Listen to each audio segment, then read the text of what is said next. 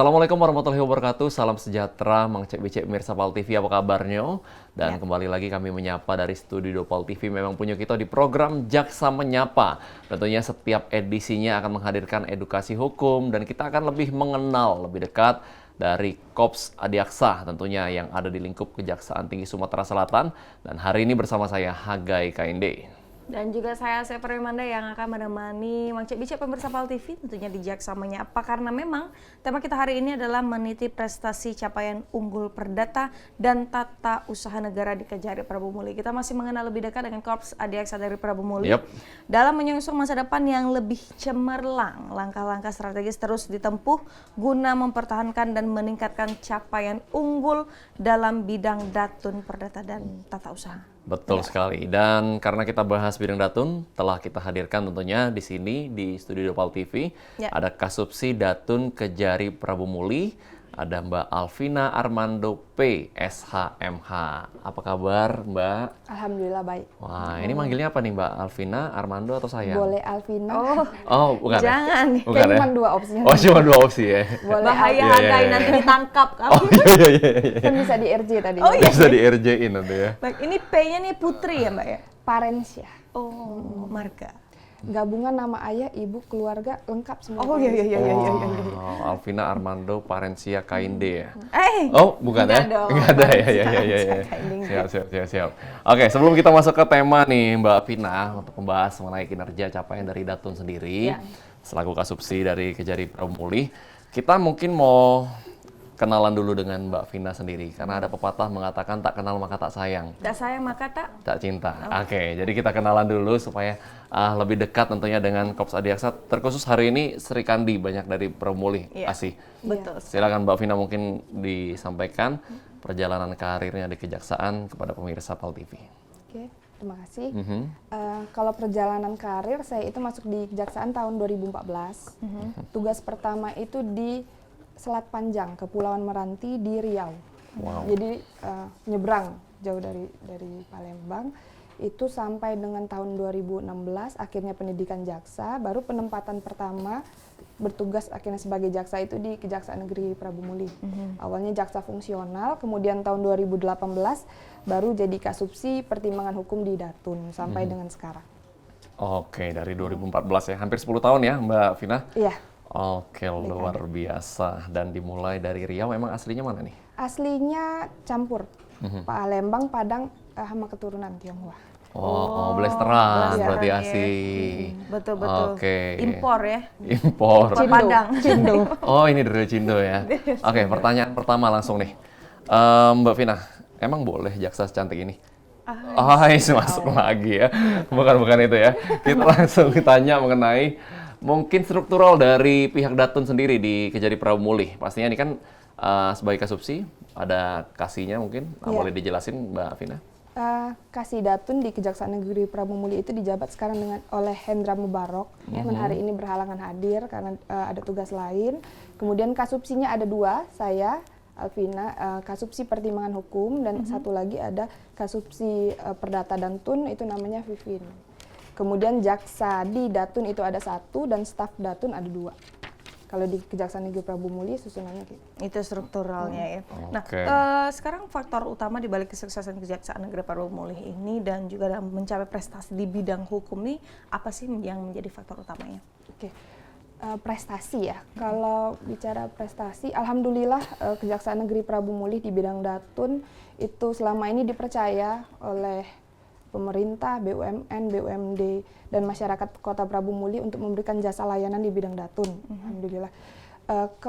Contohnya kemarin yang baru-baru ini capaian penghargaannya bulan Februari kemarin kami dapat penghargaan dari Pemkot Prabu Muli itu atas pemberian bantuan hukum non litigasi ke Pemkot untuk penyelesaian permasalahan temuan BPK dengan nilai pemulihan keuangan negara itu 3,7 miliar.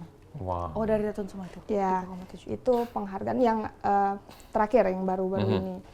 Kemudian kalau ditanya faktor utama, itu pertama sekali karena kebijakan dari pimpinan, leadernya Pak Kajari memang kebijakan penegakan hukumnya sekarang lagi berfokus ke preventif. Makanya fungsi datun itu lebih optimal jadinya. Jadi datun yang lebih sering dimajukan dulu untuk preventif. Kemudian yang bikin Kejari Prabu Muli ini mungkin beda, itu kekompakannya. Jadi Solid, kami dapat prestasi itu capaiannya bukan capaian bidang datun sendiri. Itu capaian full satu tim kantor Kejaksaan Negeri Prabu Muli. Jadi kalau di Kejaksaan Negeri Prabu Muli tadi mungkin udah di episode sebelumnya disebutin oleh Pak Kajari atau Pak Kasipitsus. Jadi kita kerja itu dibiasakan oleh Pak Kajari bukan hanya jaksa Pitsus mengerjakan bidangnya sendiri, yang lain gap-gap per bidang itu kita saling support, memang saling tolong. Jadi nggak fokus cuman ke kerjaan di bidangnya aja, tapi misalnya di penegakan tipikor itu jaksa datun, jaksa pidum, intel itu dilibatin dalam tim. Begitu juga sebaliknya di tim datun itu isinya bukan cuma jaksa datun, tapi memang ditugaskan juga jaksa pitsus, intel, pidum, semuanya memang kerjasama. Makanya dari sisi itu kompak banget, dan di balik itu juga tentu support dari tata usaha. Di baliknya kan nggak bisa kita jalan cuma jaksanya aja, pasti di belakangnya ada tata usaha. Makanya kompak sekali, itu yang dididik oleh Pak Kajari. Capaiannya nggak bisa kalau cuman itu kan tadi 3,7 M itu SKK-nya banyak sekali.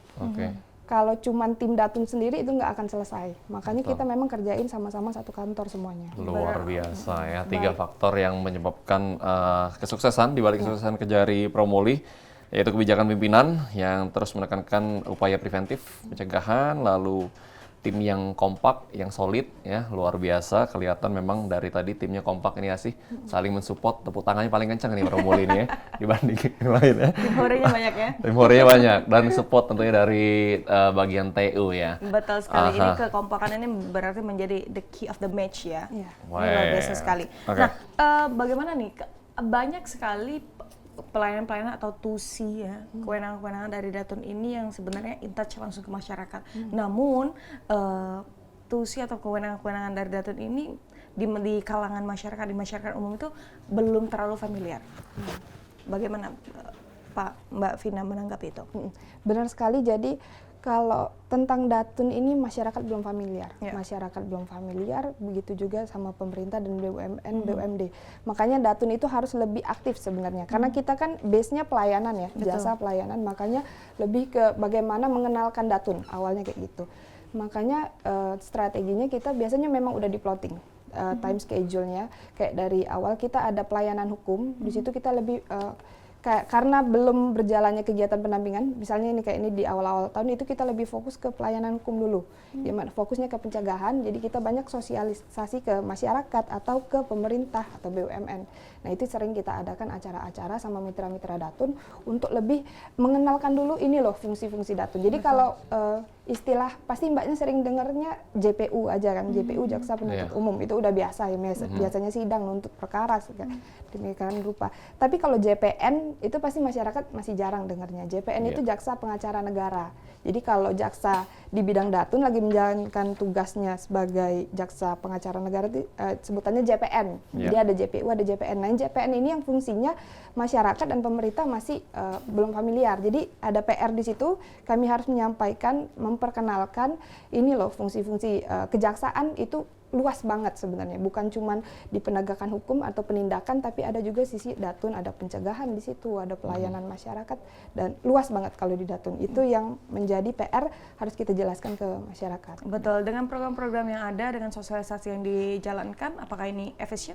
Sejauh ini efisien karena di Prabu Muli itu datunnya jalan banget, padat banget kegiatannya. Jadi rata-rata sekarang pemerintah memang sudah pakai semua di dinas-dinas, BUMN, BUMD juga, dan masyarakat juga udah mulai familiar dengan datun. Secara umum nih mungkin Mbak Vina, apa sih itu jaksa pengacara negara? Boleh dikasih tahu? Oke, jadi kalau jadi di Undang-Undang Kejaksaan itu disebutkan di pasal 30 di bidang datun, jaksa itu dapat mewakili pemerintah atau negara dengan surat kuasa, untuk menyelesaikan permasalahan keperdataan dan ketatahusan negaraan.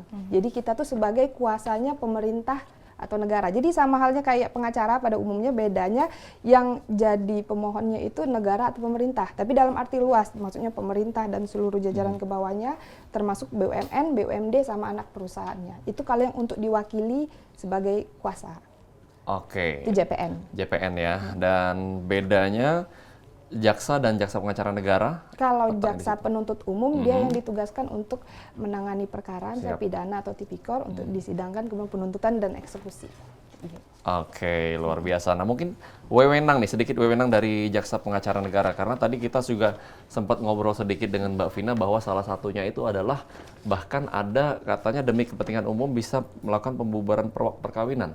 Nah, itu boleh dijelasin, mungkin ada kewenangan lain dari situ. Oke, jadi tupoksi datun itu banyak ya, ada penegakan hukum, ada pemberian bantuan hukum, ada pertimbangan hukum, ada tindakan hukum lain dan pelayanan hukum. Kalau yang tadi sempat kita obrolin di depan itu masuk dalam tugas dan fungsi dalam penegakan hukum. Penegakan hukum itu intinya adalah memastikan hukum itu berjalan.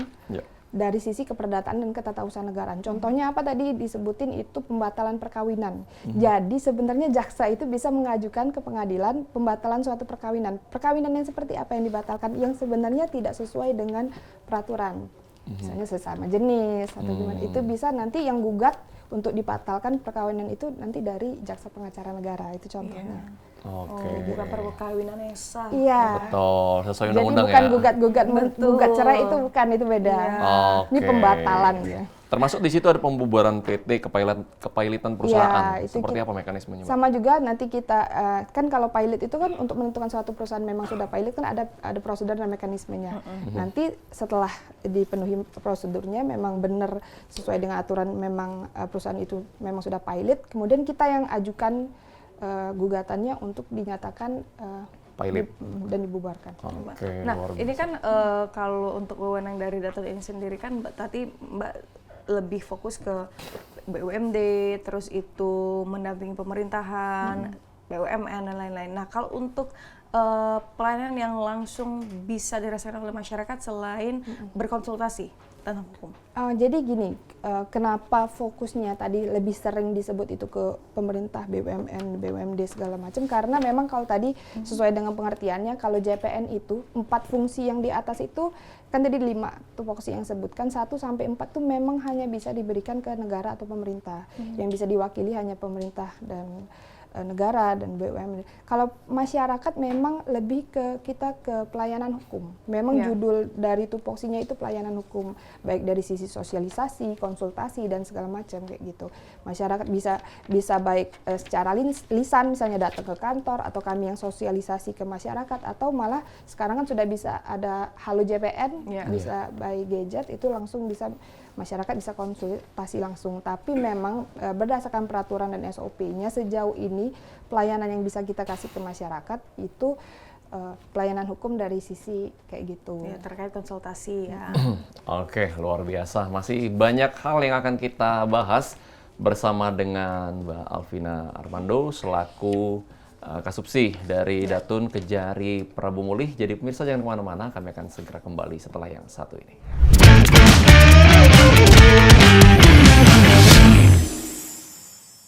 Anda masih menyaksikan program Jaksa Menyapa dari Studio Dopal TV Memang Punya Kita, dan ini masih bersama dengan kawan-kawan dari Kejari Prabu Mulih, dan edisi sekarang yaitu kita masih bersama dengan Kasubsi Datun Kejari Prabu Mulih, Mbak Alvina Armando PSHMH. Kita lanjut ngobrol lagi, Mbak Vina. Oke. Nah, tadi sudah disampaikan profil beliau dan juga sedikit tusi dan juga kewenangan dari Jaksa Pengacara Negara. Dan salah satunya adalah yaitu tadi melalui demi kepentingan umum bisa pembatalan perkawinan, lalu pembubaran PT, lalu juga kepailitan perusahaan, termasuk di dalamnya juga bahkan ke arbitrase internasional juga sebetulnya, benar Mbak? Dan yang paling banyak, salah satu yang paling banyak dilakukan yaitu surat kuasa khusus. Nah, ini boleh disampaikan mekanismenya, Mbak Vina? Ya, surat kuasa khusus ini sebenarnya memang produk yang paling sering dan paling banyak biasanya dikerjain. Jadi dia masuk ke dalam tupoksinya itu namanya bantuan hukum.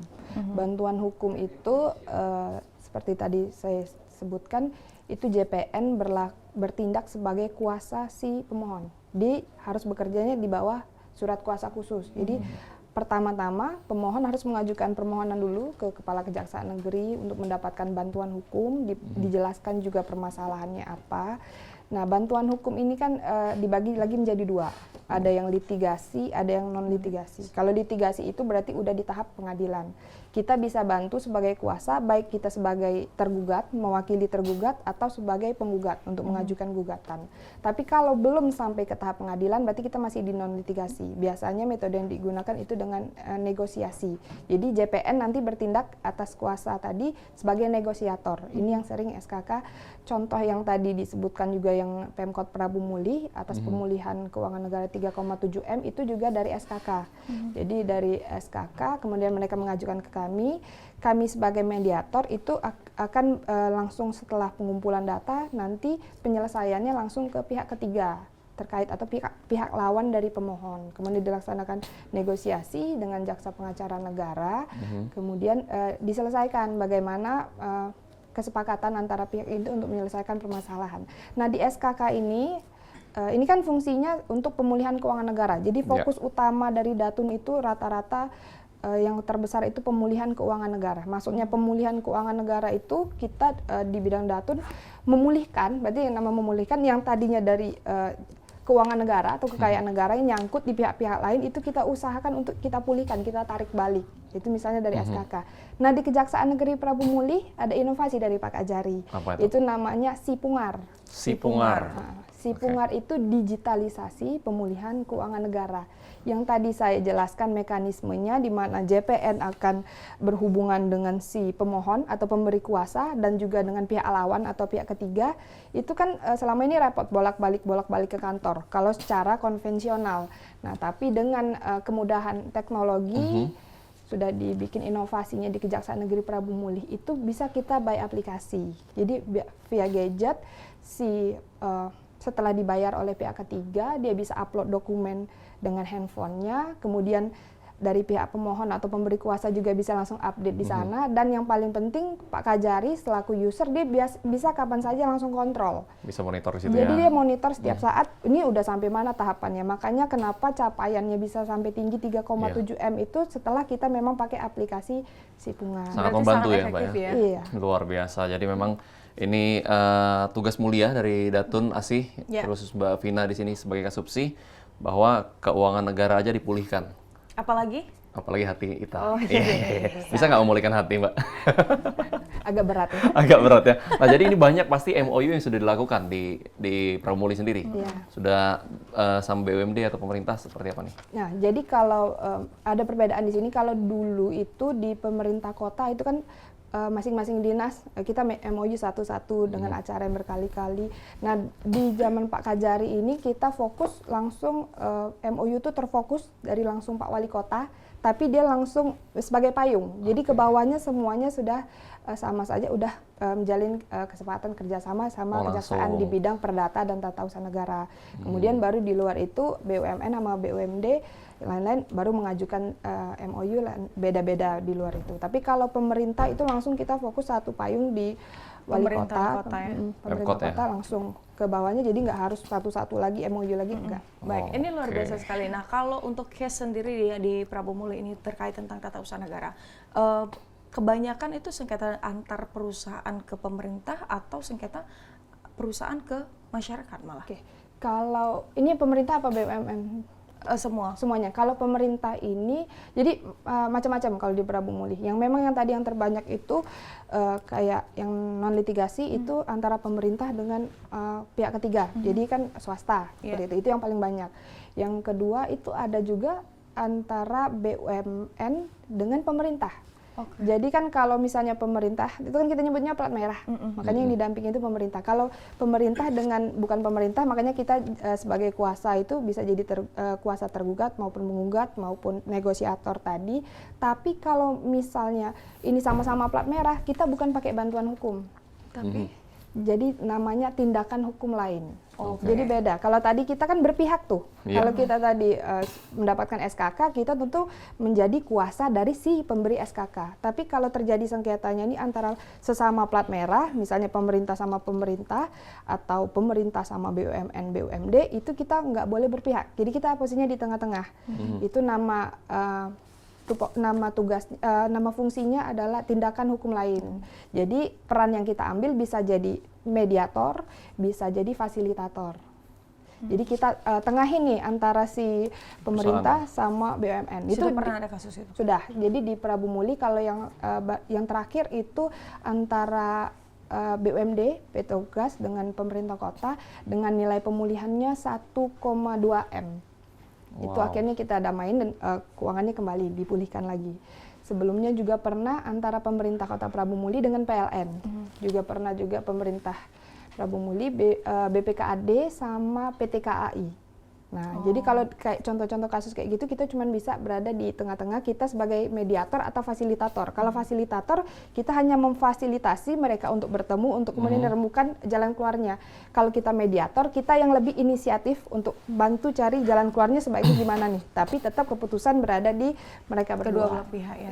Nah, ini luar biasa sekali. Tapi kalau untuk dari sengketa perusahaan dengan masyarakat Pernah itu juga.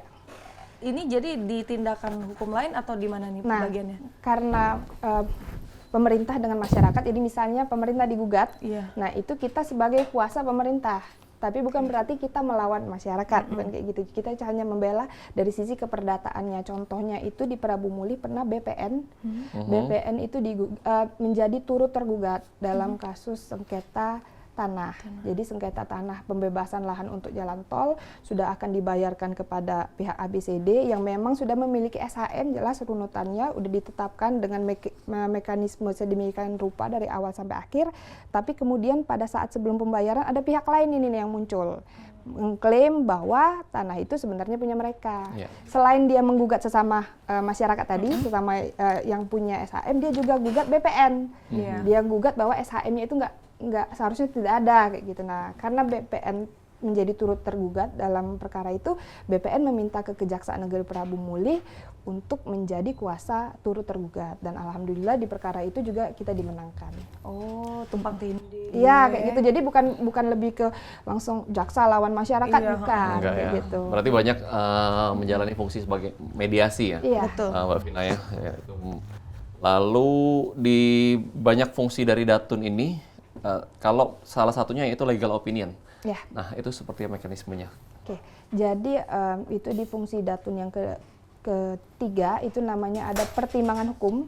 Di pertimbangan hukum itu ada legal opinion atau pendapat hukum, ada pendampingan hukum, ada lagi legal audit. Kalau pendapat hukum ini pendapat yang dikeluarkan oleh jaksa pengacara negara atas permohonan dari pemerintah atau negara. Jadi negara atau pemerintah tadi yang dalam arti luas itu dalam melaksanakan tupoksinya sehari-hari dalam keperdataan itu kan kadang-kadang ketemu masalah nih.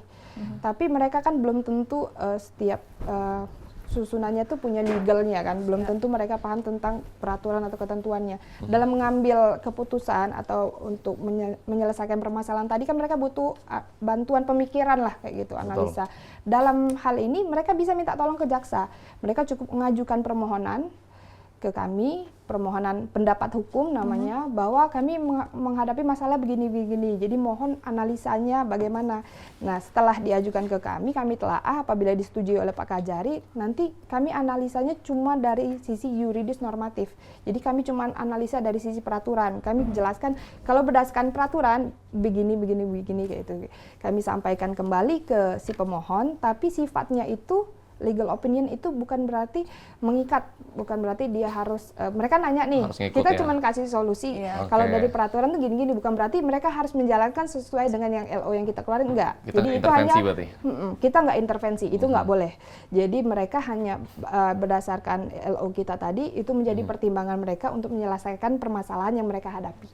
Tapi kan ada satu selain dari legal opinion itu di legal assistant yang paling banyak dilakukan. Itu yang paling banyak. Nah, salah satu dari legal assistance kan ada legal drafting nih, Mbak. Betul. Nah, itu juga dalam pembuatan mungkin peraturan. Nah, itu dari jaksa bukan hanya kasih pendapat, benar-benar bantu bikin ya?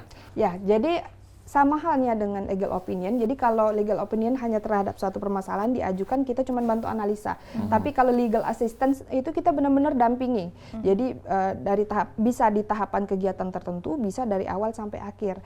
Dalam pelaksanaannya itu kita dampingi itu sebenarnya pengertiannya itu konsultasi hukum berkelanjutan. Jadi selama kegiatan itu dilaksanakan, apa aja yang dikonsultasikan kepada kita itu yang kita berikan analisa yuridis normatif. Jadi kalau mereka dalam hal ini penyusunan peraturan perundang-undangan bukan kegiatan, terus mereka konsultasi, itu aja yang kita jawab. Jadi terbatas atas konsultasi berkelanjutan. Jadi bukan kita yang mengambil keputusan, tetap enggak. Jadi walaupun dalam bentuk LO, legal assistant maupun legal audit, itu kita enggak tetap akan balik ke intervensi, perusahaan ya? tetap kembali ke pemohon.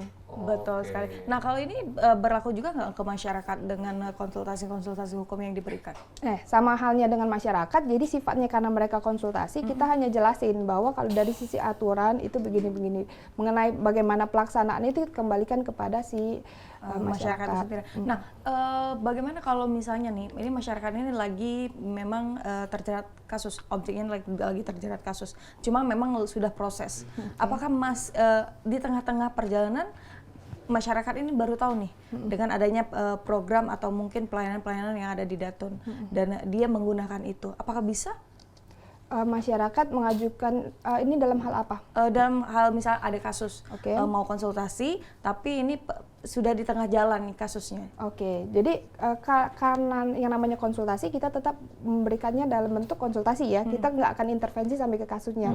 Tapi yang harus digarisbawahi bahwa fokus di bidang Datun adalah sebenarnya permasalahan itu adalah di bidang keperdataan dan ketatausanegaraan. Jadi bukan terkait tindak pidana di dalamnya. Sama halnya tadi yang legal opinion, bantuan hukum maupun pendampingan hukum, itu kita di proses awal setelah permohonan ada namanya telaah. Salah satu yang harus dianalisa oleh jaksa sebelum menerima dan memberikan jasanya kepada pemohon tadi adalah apakah ada konflik of interest di dalam itu. Jadi ada nggak unsur pidananya.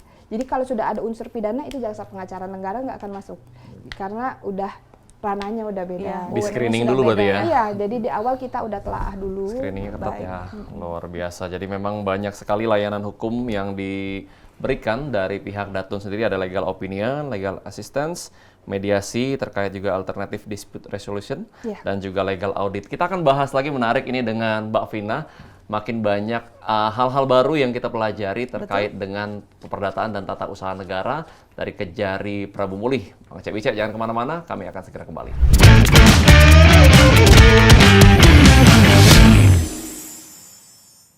Masih bersama kami di Studio 2 PAL TV di Jaksa Menyapa, tentunya masih bersama dengan Kasubsi Datun Kejari Prabu Mulih dengan tema meniti prestasi capaian unggul perdata dan tata usaha negara di Kejari Prabu Mulih. Betul, Kasubsi Datun Mbak Alvina Armando Kainde. Bukan dong. ya, P ya, Armando P maksudnya. Bang Cek Mirsa PAL TV. Kita bakal ngobrol lagi dan Mbak Vina kita lanjut ngobrol-ngobrol. Salah satu misi dari Kejaksaan Agung RI ini adalah meningkatkan peran jaksa pengacara negara dalam penyelesaian masalah perdata dan tata usaha negara dengan semboyan Datun yaitu quality, integrity, dan novice. Luar biasa. Dan ini seperti apa menyikapi dari salah satu misi Kejaksaan Agung ini? Quality, integrity, novice. Itu yang memang selalu harus kita pegang ya. Bedanya lagi jaksa pengacara negara sama kita menjalankan tugas sehari-hari sebagai jaksa, pada saat jadi JPN kita selalu ditemukan dengan permasalahan yang berbeda-beda. Selalu pemohonnya itu backgroundnya beda-beda. Kadang dari pemerintah, kadang dari BUMN. BUMN juga backgroundnya beda-beda. Semuanya punya peraturan masing-masing. Karena permasalahannya beda-beda, peraturan yang dikuasai juga harus beda-beda. Jadi yang pertama quality, kenapa harus JPN itu harus berkualitas, dia harus dituntut untuk serba tahu. Jadi bukan hanya penanganan perkara yang memang setiap hari kita ditemukan dengan KUHP atau tipikor, tapi di JPN dia harus belajar semua peraturan perundang-undangan terkait dengan apa yang dimintakan kepadanya. Betul. Jadi kualitas itu yang nomor satu, harus bisa melawan rasa malas. Ini yang diajarin oleh Pak Kajari. Utamanya kita hampir setiap hari berarti harus baca. Jadi kan tiap kali ada permohonan, karena beda-beda backgroundnya, kan kita harus belajar lagi. nggak ada stopnya belajar. Tujuannya untuk kualitas itu tadi. Jadi JPN yang berkualitas itu dia harus serba tahu. Jadi dia melawan rasa malasnya dia untuk terus belajar setiap peraturan yang terkait dengan apa yang dimintakan kepadanya. Integrity, karena kita fokusnya adalah untuk pelayanan kepada masyarakat, tentu integritas itu sangat penting. Namanya pelayanan itu harus dengan jiwa berarti kan.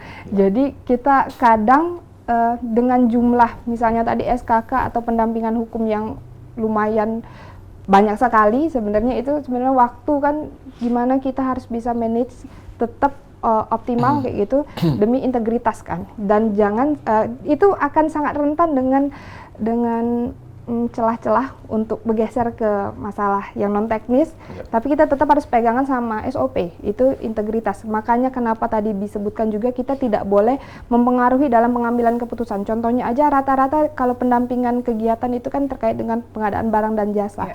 Itulah integritas JPN harus benar-benar diuji, dia nggak boleh ada kaitannya dengan pengambilan keputusan terkait proses pelaksanaan kegiatan pengadaan barang dan jasa.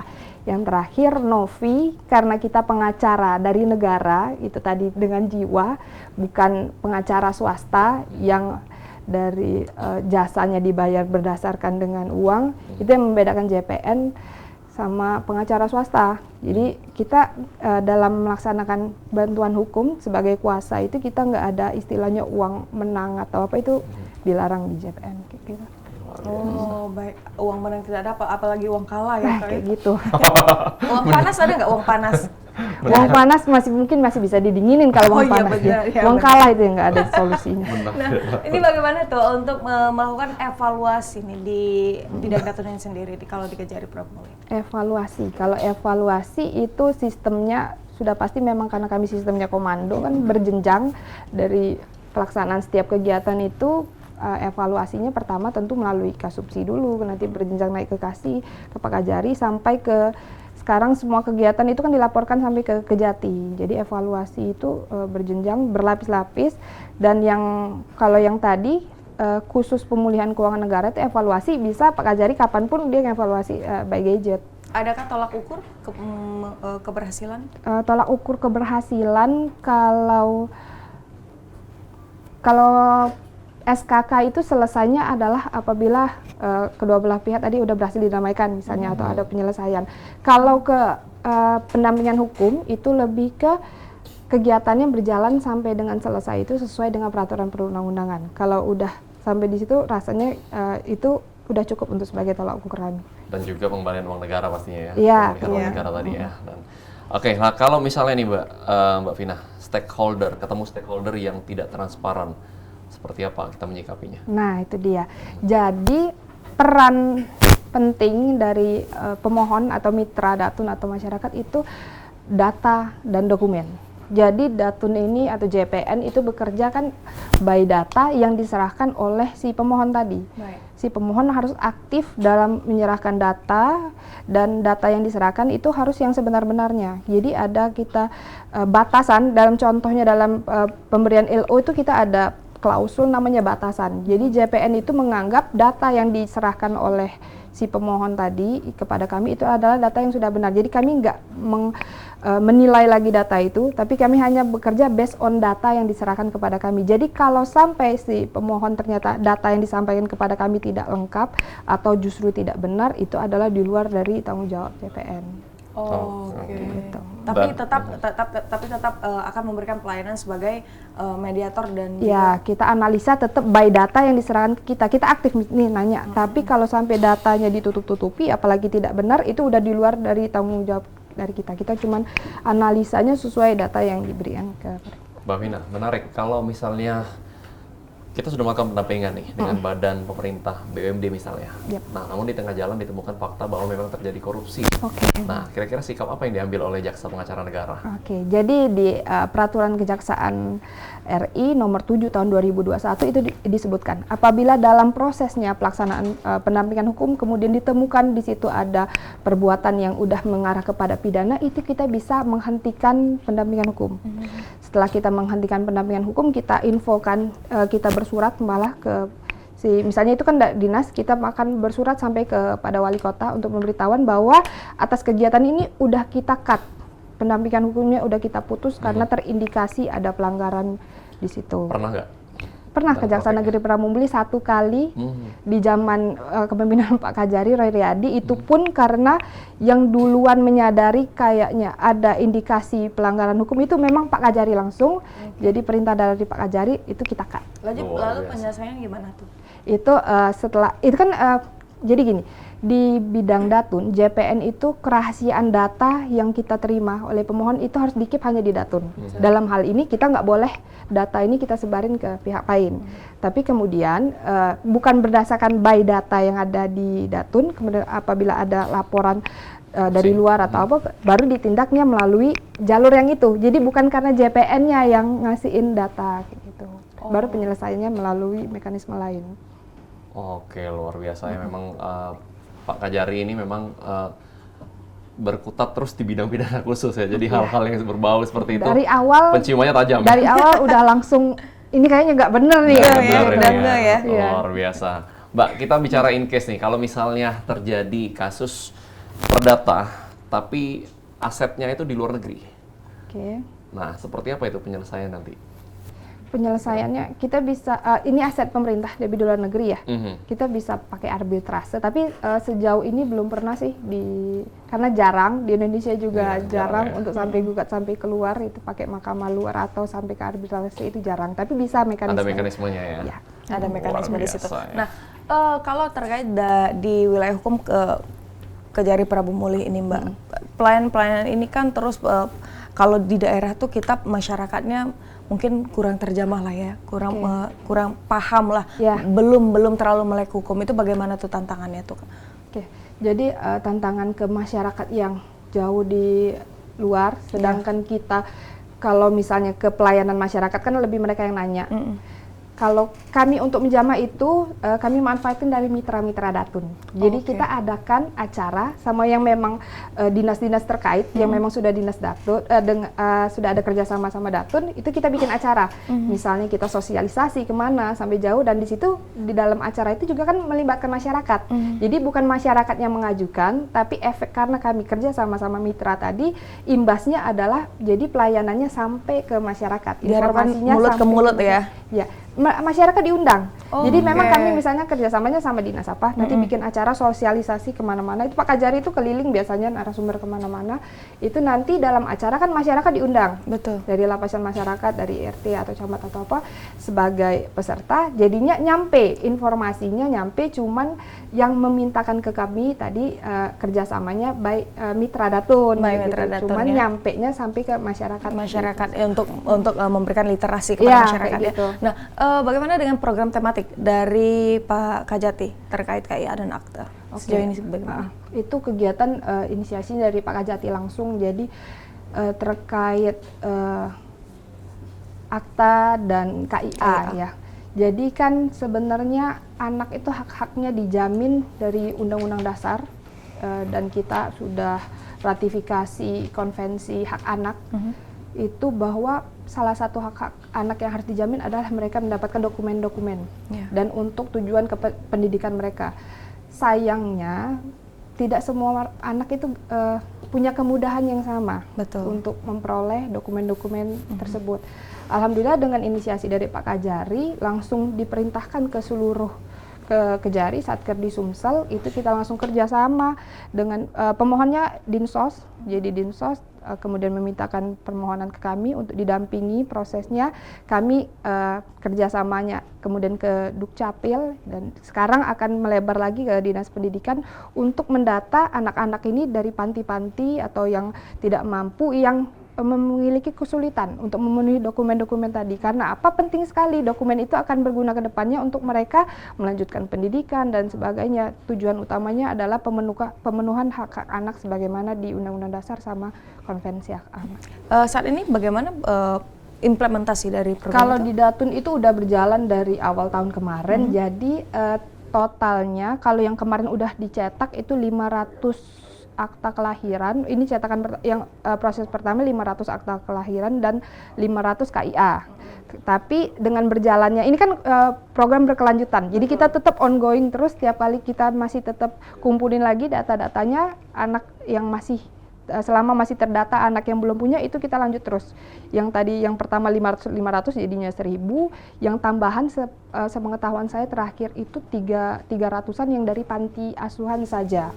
Baik, nah, tentunya kita harapkan ini harapan baik dan juga doa baik dengan program-program yang ada ini bisa banyak membantu masyarakat dan juga anak-anak di wilayah Pramuli tentunya. Sure.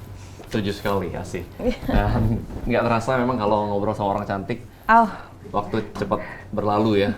Padahal kita pengennya lebih lama lagi. Bukan, takut Mbak Vina ini obesitas ya. Apa tuh? Karena kemanisan terus. Oh iya. Keluar janji manis ya. Janji manis terus ya Mbak ya. Takut sekali. Okay. Thank you. Dan tapi sebelum kita menutup edisi hari ini, Asi, kita minta dulu mungkin closing statement nih dari Ibu Kasubsi Datun Kejari Pramuli atau himbauan kepada masyarakat, kepada warga Pramuli khususnya, silakan. Oke, karena mewakili bidang Datun, fokusnya adalah ke pelayanan karena masih banyak masyarakat atau bahkan BUMN, BUMD pemerintah yang malah masih belum tahu dengan fungsi Datun. Intinya adalah kejaksaan tidak melulu hanya tentang penanganan perkara. Jadi kita juga bergerak di pencegahan, karena itu jangan takut untuk bekerja sama dengan kejaksaan, jangan takut untuk mempertanyakan permasalahan yang dihadapi ke jaksa pengacara negara. Itu aja, terima kasih. Oke, jangan takut untuk menghubungi jaksa pengacara negara, bisa di Halo JPN pastinya, bisa di Halo JPN. Dan juga bisa langsung datang ke Kejari Pramuli. Luar biasa, terima kasih banyak Mbak Vina atas waktunya. Asih, nggak pantun apa? Kok ada pantun? Enggak, kita WA-in deh pantunnya. Oke, ini luar biasa sekali pemirsa. Tentunya itulah tadi Jaksa Menyapa yang sudah berbincang dengan Kasubsi Datun Kejari Pramuli, Mbak Alvina Armando PS AMH. Dan tentunya dengan dedikasi yang tak kenal lelah serta komitmen yang teguh, Kejari Pramuli telah menorehkan sejumlah capaian gemilang yang patut diapresiasi pemirsa. Melalui kesempatan ini kita dapat merenung dan mengapresiasi perjalanan yang luar biasa ini, serta membangun momentum baru untuk terus meniti prestasi yang lebih gemilang di masa yang akan datang. Luar biasa. Jangan lupa terus saksikan program Jaksa Menyapa hanya di PAUL TV. Memang punya kita ada banyak edukasi-edukasi hukum. Kita lebih mengenal dengan Kops Adiaksa tentunya di lingkup Kejaksaan Tinggi Sumatera Selatan. Dan pemirsa, terus kami ingatkan, kenali hukum, jauhi hukuman. Saya Hage Kainde. Saya Sepa Rimanda, sampai jumpa.